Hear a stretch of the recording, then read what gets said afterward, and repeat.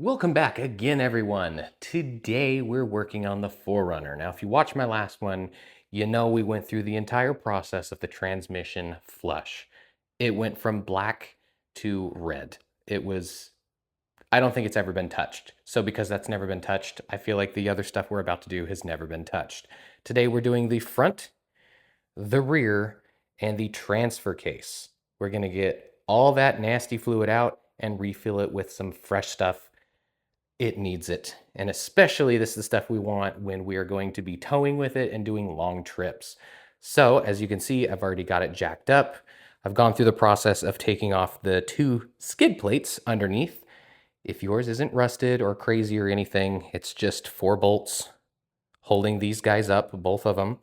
Mine's a little bit trickier because some of them have been, I guess the threads have been messed up and whatnot, so that's a completely separate process for me to get these out. I still need to fix that, grab my welder and do some fixing.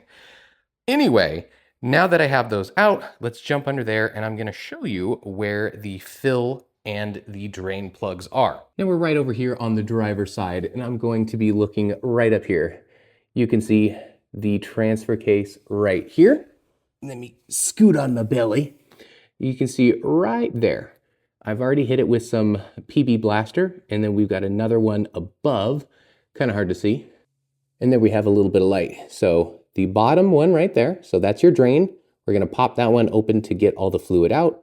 And that one right up there, right there, that's gonna be our fill.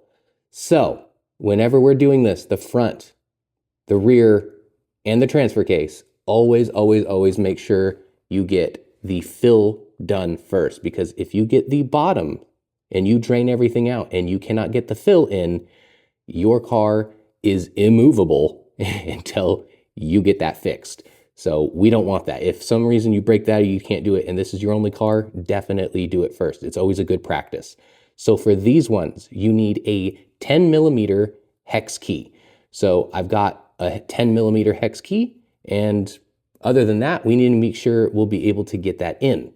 And if we have any sort of rust issues, this will get it in. But hopefully we won't have to resort to that. So for the fluid, for all 3 of them, I'm going to be using the same thing. I know this is not OEM or whatever, but this is very widely used and there's no issues with doing it this way unless you are a purity kind of person, which is totally fine.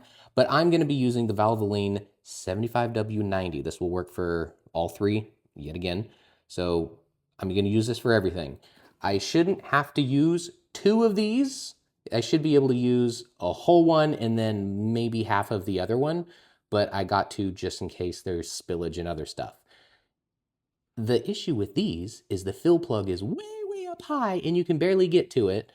So you can either get some of the squeezy bottles, but those are more expensive than just buying this in bulk in a gallon.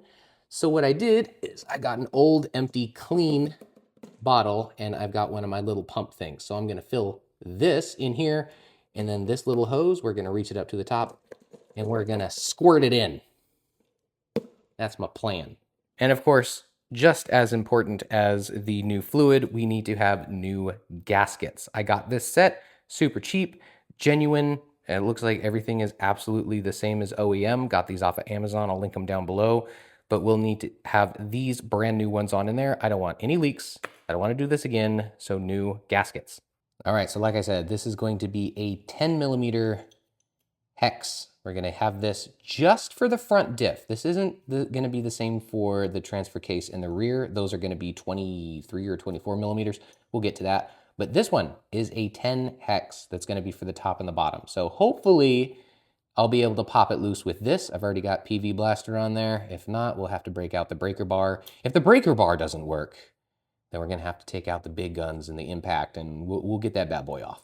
So I was able to get it in. I didn't have to hammer this guy in there. So it wasn't too bad, but I've been cranking and cranking on this and yeah, I can't get enough torque on it. So I'm gonna have to go to a breaker bar. Wish me luck. All right, we cracked the bottom one and the top one open. I haven't taken them off, obviously, but we've cracked them both open. I was actually able to do it with my little one, so with a little bit of torque.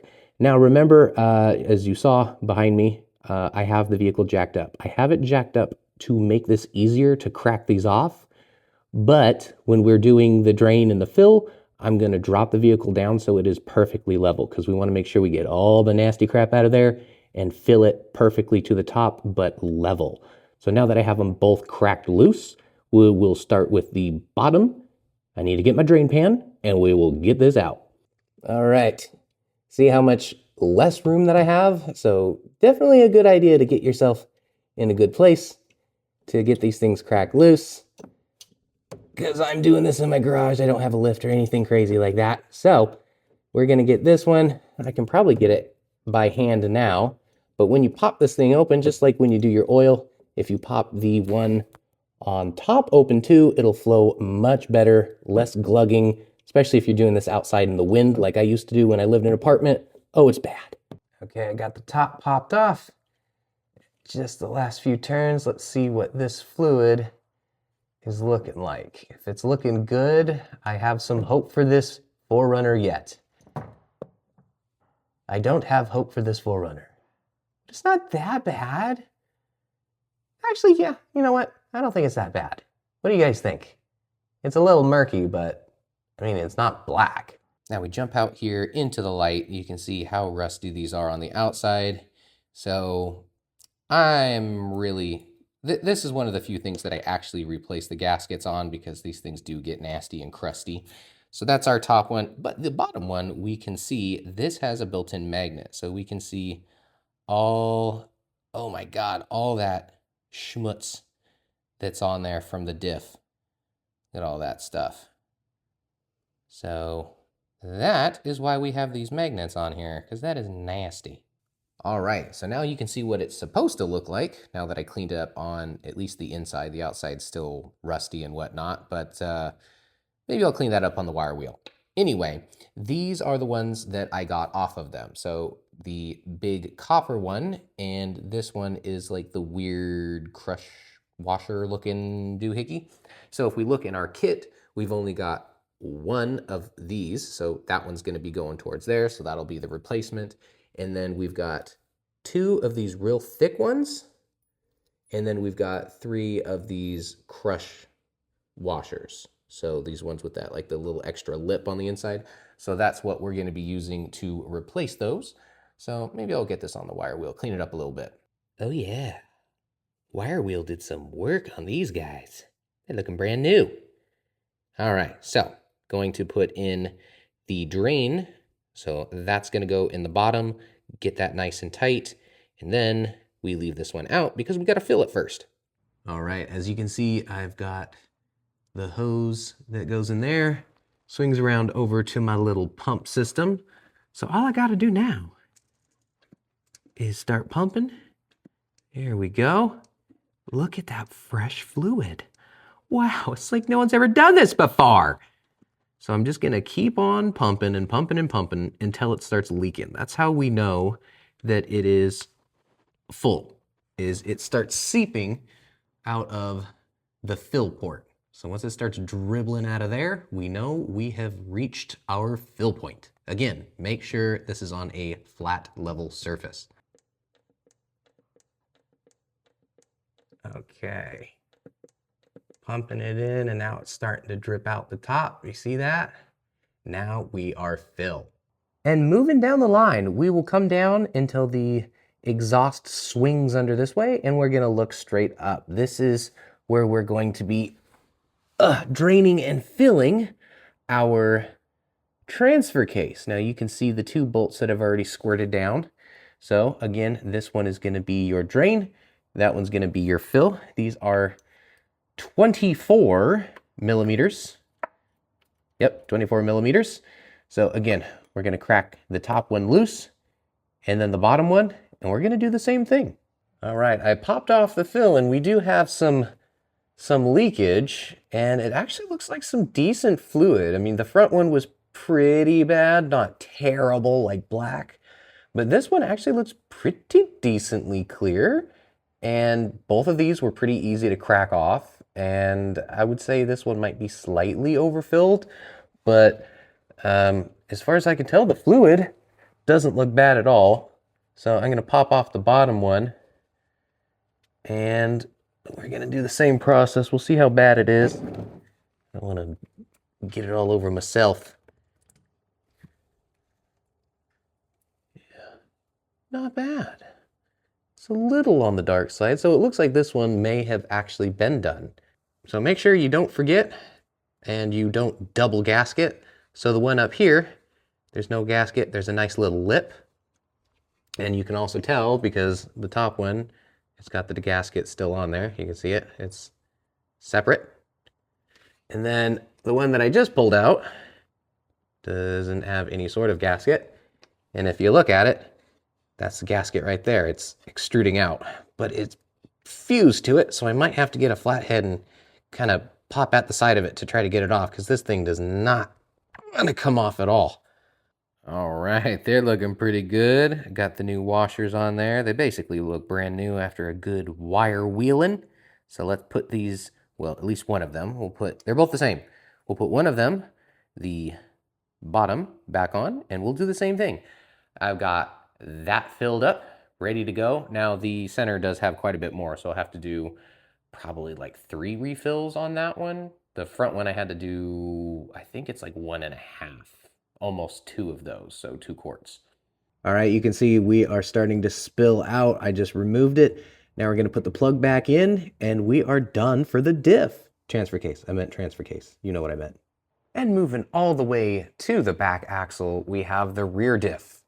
This one is the big boy, and you can see that is the fill port, which I guess whatever coating they put on there, that's covering that. I don't know if that's gonna make it harder or easier to pop open. And the drain is down here on this port.